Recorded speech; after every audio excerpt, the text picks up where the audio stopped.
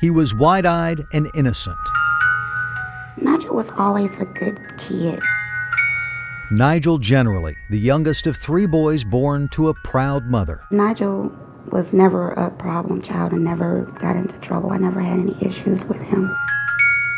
Nigel? How you doing? But Nigel had serious problems, and we're all paying the price.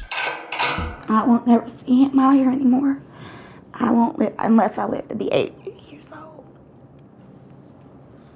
I'll never see my son. It's not the first time the family has run on prison time. Nigel's father is 20 years into a 75-year sentence for armed robbery. My son was a baby when I got locked up. Nigel's older brother John, who's mentally ill, is in jail facing robbery charges. I need real help. This is the story about the breakdown of one St. Louis family, how it happened, and how much it's costing us as a society.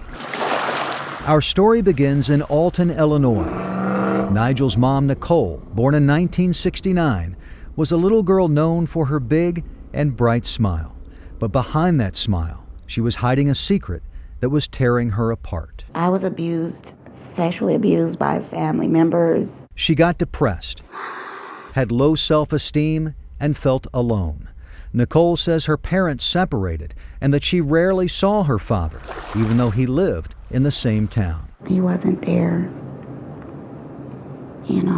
and that hurt a lot. In December 1987, just 2 weeks before Christmas of her senior year in high school, Nicole gave birth to her first son, John. In 1989, her second son, Nicholas, was born.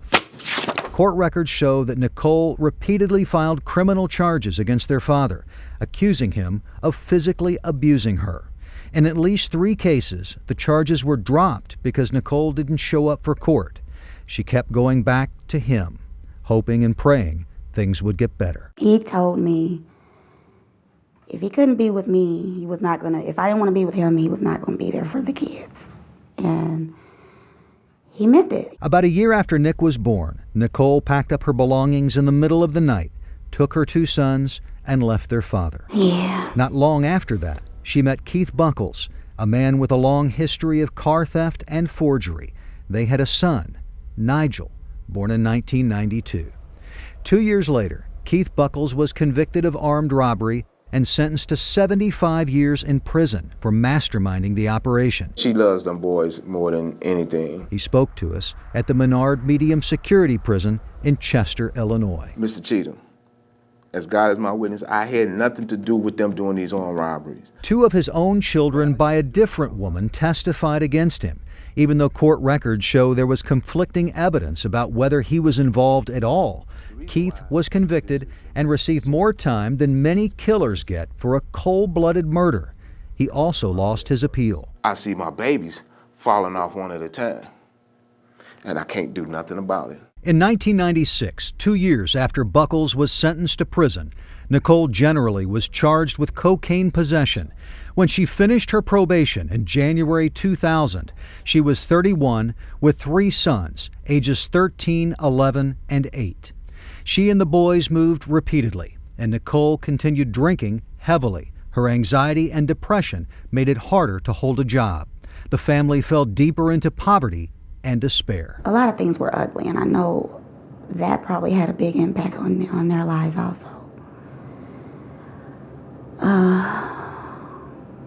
Seeing me drunk out of my mind, you know what I'm saying?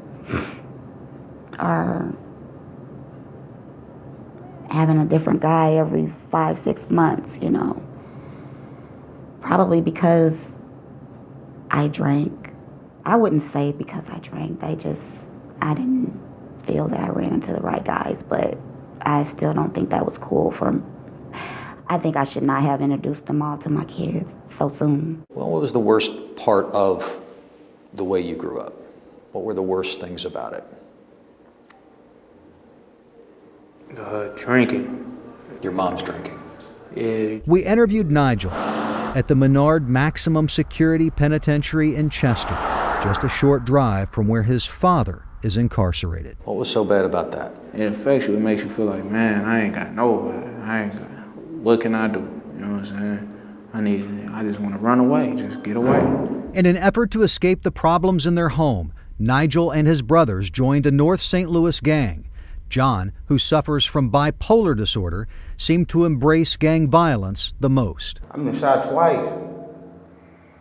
It ain't cool, man. More than 15 of my homeboys get killed. Diagnosed with mental illness as a teen, John became angrier, depressed, and suicidal. I done tried to kill myself a lot of times. Why? Because I be getting tired of living.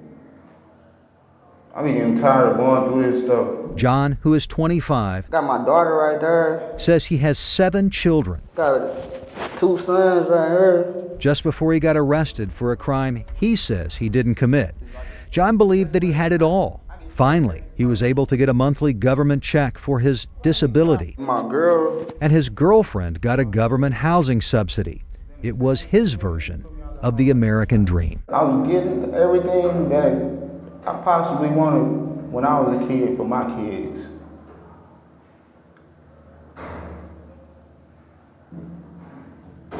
That's what I wanted to do. I wanted to grow up and be a family, have a family, a happy family, away from violence. Both John and Nicholas were shot. Nicole still remembers running to Nick as he laid on his back, the teenage boy partially paralyzed by a bullet. When I get down there and I see him laying there on the ground, on his back, and he couldn't move, and he looks up at me and he says, "It's your fault for moving us down here. It's your fault," you know, and I can never get that out of my head. Nigel was never shot, but some of his best friends were killed. After one of those murders, he dropped out of school. It was 2008.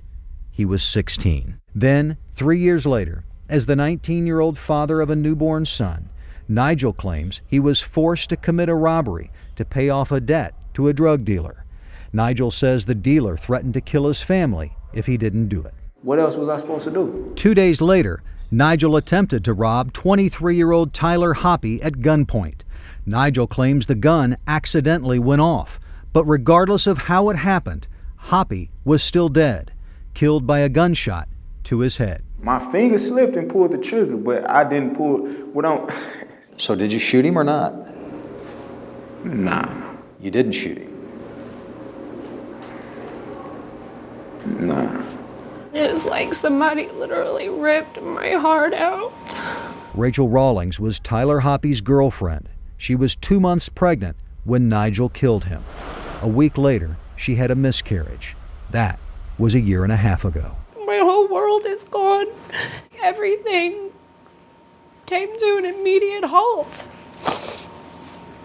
They didn't just take his life, they took mine too. Yeah, I did wrong. Saying I did it. But at the same time, I do not deserve to spend the rest of my life in a penitentiary. Although Nigel didn't know it at the time of the murder, Tyler was his cousin. I apologize that I put myself in a position to even harm him.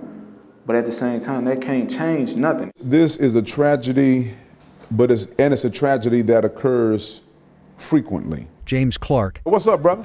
You all right? is the vice president of Better Family Life, We will give you what you need. a local nonprofit that has a long history of helping troubled teens and former convicts get jobs and become involved in the community in a more productive way. We have allowed some of our neighborhoods to become incubators for this kind of family tradition that becomes a neighborhood condition, and now it's a cancer that is eating at the core of the foundation of St. Louis. Like any untreated cancer, the one that has devoured the Generally family continues to grow. I'm doing the same thing to my son that my old man did to me. I've done the blame me thing for all of their years, and I'm trying to get past that because I do know, that I raised them well. I raised them as best as I was able. The past, we have to leave in the past and take each day now to try to make things better and make things right. We are all we have.